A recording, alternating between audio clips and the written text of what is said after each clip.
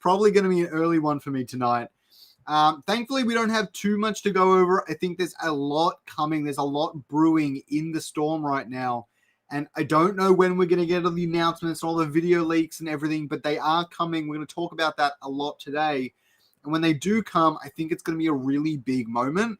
And straight after, you're going to want to tune in for the download because me and TSG are going to get on. We're going to discuss all the leaks, what it means for Illuvium, and why it will make Illuvium one of the greatest games of all time. If you agree, put a W down in the chat down below. But for now, let's jump into the different things happening in the Illuvium news throughout the week.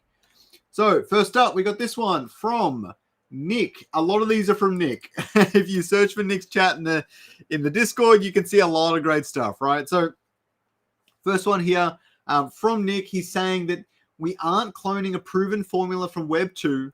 Iterating based on feedback and deep testing was always going to be necessary. They are doing a huge amount of work on the arena and overworld. I've heard about this from many, many different sources. They are doing some revamping type stuff on the arena, trying some new things out. And obviously there's a lot of big major upgrades coming to the overworld that we already know about. And I'm looking forward to see how all of those pan out. So exciting. I wish TSG could leak all the stuff for us. I actually did. I'm not going to lie to you guys. I did actually message Kieran. I'm like, Kieran, can you jump on the channel and just leak everything for me? And he said, absolutely not. They are keeping their mouth shut. Let's just put it that way. They are not revealing anything. It would be pretty crazy if they did, though. I'm not going to lie. All right, hold on. Let me just fix this up. All righty, there we go. Okay, next one. So I have to find some of these. I haven't done this perfect. So basically, Nick says that landowners should be confident in the fact that we have a dedicated team working on their investment daily. I don't love the idea of him calling it their investment, but I get it. If there is any uncertainty surrounding that fact, he can help to dispel it. I know it seems like Illuvium Zero has been really quiet lately. I feel that as well. I own many plots of land myself, I promise you. And I know it feels like it's been really, really quiet in regards to Illuvium Zero, but they are working behind the scenes. I think the issue is that we haven't really seen many leaks regarding Illuvium Zero, at least in comparison to everything else. But when we do, I hope it's a big flood of different information. So let's see how we go with that. The next one here, let me find it. Okay. I'll make this a little bit wider. There we go. Okay, and he says, Zero team update, 6th of February, 2024. I'm not going to read into all of these. They finished importing all of the missing assets and merged into the VFX branch. We're not going to get this into the alpha version of Illuvium Zero, but it looks like all of the animations, all of the VFX, all of the new renders and artwork are in the game, ready to pretty much hit launch when the beta comes out. So looking forward to that. Because you didn't want to leak. I respect that, TSG. Path system API integration, very cool to hear because they're changing up the way paths are working. I don't know what that means. Continue working on the activities rewards claim queue system, pushed a V1. Continue working testing the activities reward claim system. So all the rewards and activities and things they are updating, fixing up. Looks like they're all pretty much done. Same thing for speed ups. Testing, debugging, and fixing the live environment, working closely with the backend team. If you remember from last week, Johnny actually mentioned that they might be able to put out an early beta for us to all test it out. Obviously, everything would be reset one last time before open beta, which it would be reset again, and we'd be able to test out the new features and things like that. I don't know if it's going to be a huge big deal. I think it would certainly be fun to try it out. Merge 03602, no idea what that means. Get goals endpoint sounds pretty cool. Goals reward prefab. So a bunch of bugs that they look like they fixed. They sync regarding the animation system, looking to complete it soon. And yeah, lots of bugs and things fixed. I don't know. I haven't experienced a whole heap of bugs myself when playing Illuvium Zero, so I can't really speak on that. But sounds good to me.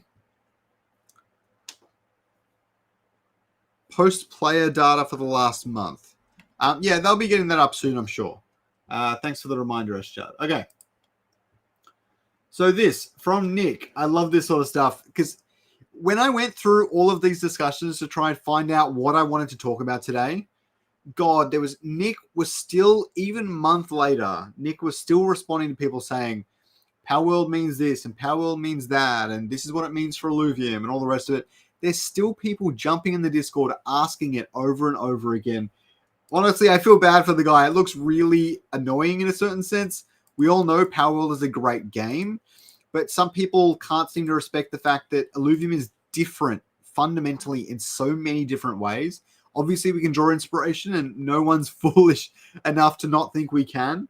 But there's a lot of the same questions seem to be repeating, but Nick has really held down the fort well. So open beta will include Illuvial hunting, and post open beta will work on that action combat style. I have no idea how long that could take, but I know that many believe it's going to be a really big deal, and I tend to agree. The only problem is that I don't want it to be really basic. I want it to go to the lengths and the levels of things like Monster Hunter. And so I don't know if there's a stage in the middle, or if you just take longer and make sure it's perfect. I don't know what the really right call is there. A stage in the middle is probably best. But at the same time, making sure it's fun gameplay loop is really the core tenet here. Notes for hotfix just went live. I will talk about that at the very end. I actually had a little bit of a comment with Aaron saying it was coming up. All right. So I love this one from Nick. I've checked out the latest gameplay video for Illuvial hunting. I think people will be pretty stoked with the progression of Overworld. Honestly, I was kind of hoping he would be even more hype than that. That doesn't actually sound that hype. People seem to like it though. So it is what it is. I'm not gonna judge that. Not gonna judge that. Okay. So this is a really good comment from Johnny. I plan on making a video tonight about this entire topic, but this sums it up really, really well. And I'm going to read through it word for word, okay? Well, mostly, it's going to be paraphrasing. Raiding doesn't have to have a negative effect on resources. For example, it'd just be about stealing tech and copying, not taking. So it can be really additive onto the gameplay features without actually subtracting from anyone else's experience. Adding new gameplay features that are fun to enjoy without really having this crazy PvP element to it is what he's saying. I don't think we want a system that 99% of landholders wouldn't play, which is a huge risk for raiding Illuvium Zero, but I'll leave you guys to subscribe and watch my future videos on that topic. It could be a risk-reward balance where you effectively choose what you risk to raids, which can store huge amounts of resources for little space. I actually really love this idea. But resources there can be stolen if you're raided. We could have a new resource that is only used in raiding. For example, some new resource required to make the chips or engines that power your combat drones. It can be mined only from a shared area. A tutorial might give you a little to get started, and this resource could be harvested by mining, but also by destroying enemy drones either in the player's land plot or in the mining area while your other resources could be secure. There are plenty of ways to make an opt-in system that is fun and worthwhile for landholders. Basically, what Johnny is saying there to sum up is there are lots of different ways raiding in Illuvium Zero can be approached in a general sense. It doesn't just have to be, I go to your land and I steal all your Krypton. It can be, I go to your land and I take some of your biodata. Maybe that doesn't impact you, but I get to research my biodata faster. So the better I am at raiding, the faster progression I have. Or it could be that there's a unique resource that's not tied to all the elements and fuels we currently have, and it's used for other things to build up the base, especially for free-to-play players. Really, a lot of this raiding stuff should come down to improving the free-to-play experience for Illuvium Zero. So there are lots of really great things in here. I don't think any of them are like 100% solid ideas, if I'm being completely honest, but they do illustrate the point that this isn't a black and white topic. There are so many different ways you can go down this path, and honestly, I would prefer them to try something new out in the formula rather than do the same tested and true thing that Clash of Clans and Heroes of Mavia have done. That being said, these options don't scream incentive to me on both ends. There's no incentive to defend your land, and there's probably not heaps of incentive to raid other people's land. So that sort of alignment's really hard by getting rid of a lot of the PvP elements. But I have quite a few ideas of my own, and I'm hoping to put them forward in a video and then maybe in feedback ideas if people really like them. So I'm looking forward to that. Good day. I almost said Beyonce. B414NCE from Twitch. How's it going, man? You have a nice day too. Okay. Thanks for jumping in, Tallulah. There are a lot of people that want the risk. The risk is a valuable part of that entire system. But I mean, there are always other ways, which I think is an important point to note. Okay. Dimitri teasing the community. This almost makes me feel like it's basically ready to go. 200 megs. It was completed 7:13. I think he's in the same time zone as me. So we pretty much uploaded this right after it exported or rendered or whatever it might be. Looks like it exported. It was probably taken out of After Effects or some sort of video editing software. So I think he rendered it out of something like that. And since it says updated, it might be complete, or it might be just getting some feedback from some other internal team members. But I am looking forward to seeing this a lot. Hopefully this week. That would be the dream. TSG, make it happen.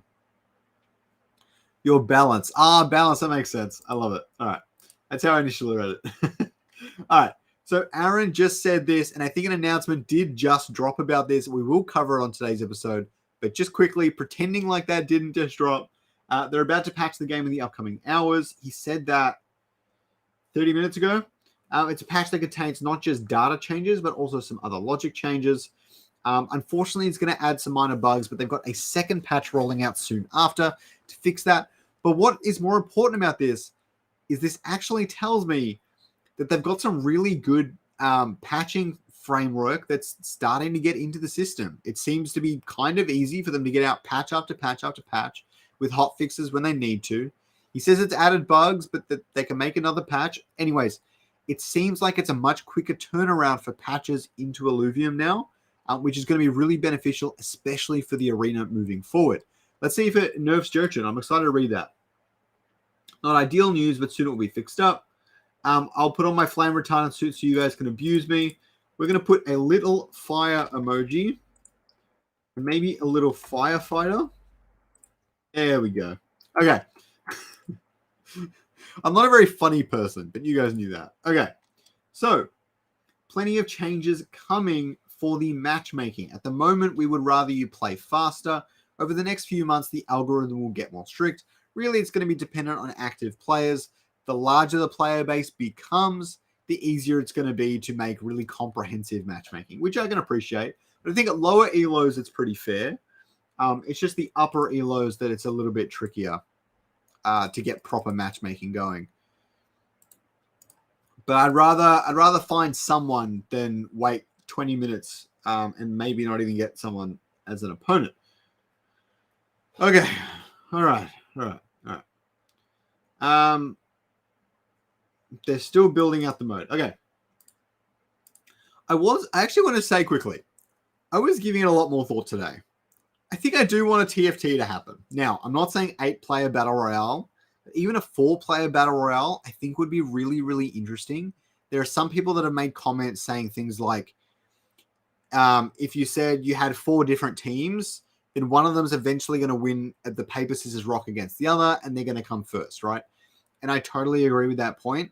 But at the same time, if you were building a team to go up against 3 other teams, you would have to build a way more diverse set of Illuvials, a way more unique combination of characters, and the way you're going to play the game is going to be completely different. But I think it actually creates a much more balanced meta and a much more interesting meta. So I would be really eager to see that sort of game mode come to Illuvium, which could even fix some of the problems with the flow charting and stuff like that. Since you can't flow chart against 3 opponents at once nearly as well, especially if they make Hyper more impactful. I think that's going to be a big change, making Hyper more impactful. But until then, we have Jotun and Frost to look forward to. Okay, so next up, we've got an Illuvial a day meet Chukuri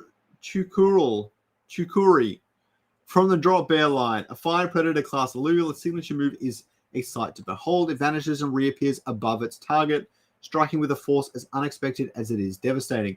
Every video game's done disappear and appear behind your target. Disappear and appear above your target is really funny. I'm loving it.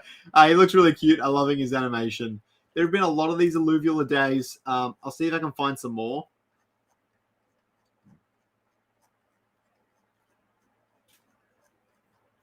We've got our good friend Lalura. Very cute, very high fidelity.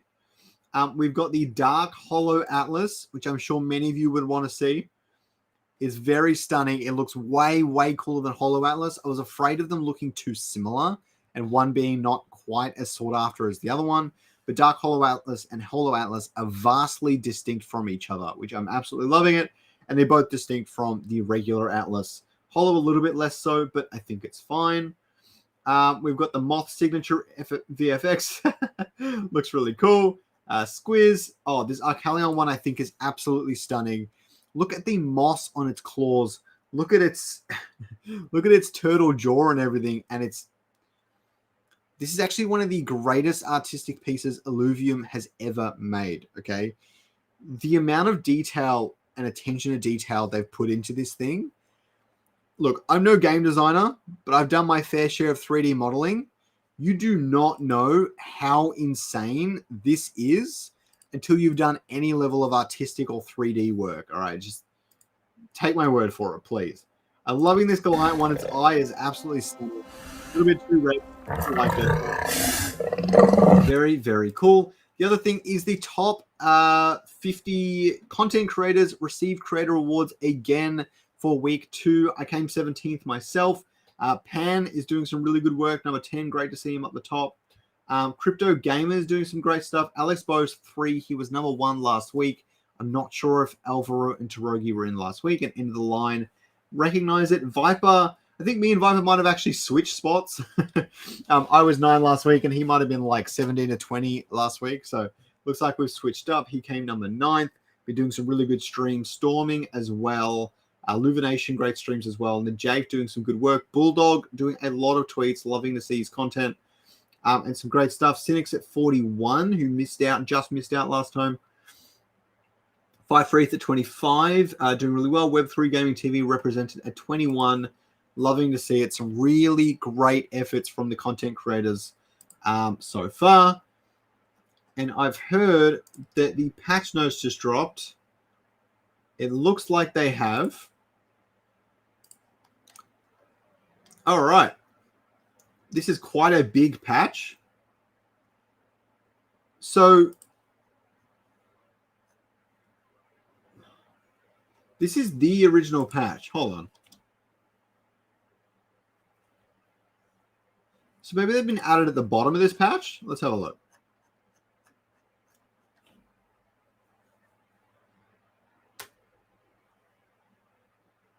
They will be showed off more, especially in the overworld. Every time you capture them, they will be 4K, full rendered, very beautiful, very visual, and all the NFT cards as well. So they will be represented more, don't worry.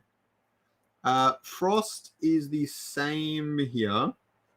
So it must just be like hotfixy stuff later on. Maybe it's at the very bottom of the patch. That didn't change. Augments, yes. That was really annoying me. Weapons and stuff. Nothing here yet. Bug fixes.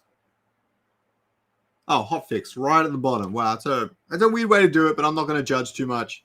Scrolling down. I am scrolling. I did it. I'm sorry. Sorry, guys. All right. Joe Cool and Joe Tun not only receives buffs himself, but his affinities and class are also buffed. Adjusting him a little, seeing how he fits. Reducing the heal. I didn't feel like the heal was a big deal, to be honest. I didn't really see it as making that big of a change, so I don't think this is anything. Frost affinity. When combined with Behemoth stuns, the frontline unit could end up being frozen stun for over 5 seconds, inducing moments of frustration as it had full energy but could never cast the Omega. Definitely frustrating. The radius of Frost was also problematic. Frost radius has been reduced to what it was before. I think it should personally be even smaller. And Frost stacks is gone down to 2 at 4 Frost and 1 at 3 Frost. Mimicking toxic stacks quite a bit here. It was possible to blind most of the enemy's board, which proved to give its user too much of an advantage. Definitely. Stuck in a ghost session. I love that they fixed that. Fix an exploit caused by the undo functionality. Interesting. When you use undo after placing Illuvium master points can be deducted, but they'll realign next round. Quickly pressing undo after placing an augment on an Illuvial can lead to a crash. Interesting. Be careful of that one. That one sounds very painful. Interesting they picked that up. I don't know how you pick that up in testing, but I'm impressed that they have. So basically, Joshin got nerfed a bit. Frost got nerfed a bit. Reducing it to 1 Frost stack at 3 Frost Illuvials is good. Reducing the radius is good. I don't know why they don't reduce it more, but I'm sure it's fine. Behemoth did not get nerfed, which is interesting to see as well. Anyways, that is it for me. I better get back to finishing off some of my other things for today. There's a lot for me to do still today, but I'm loving it. Don't forget to click my link down in the description down below if you're interested in playing Illuvium, haven't played it yet, or just want to support me and support the channel. I really, really appreciate it. Please go hit that link. It is https://link.illuvium.io/Scoriox. There we go. I really appreciate you guys all showing up. I really can't wait for these hunting in the overworld leaks and videos and things to come out, all the discussions, and then I'm definitely going to get people on AMAs and have a chat about all of these different things that are going to make Illuvium one of the greatest games that we have ever seen. Have a good one, guys.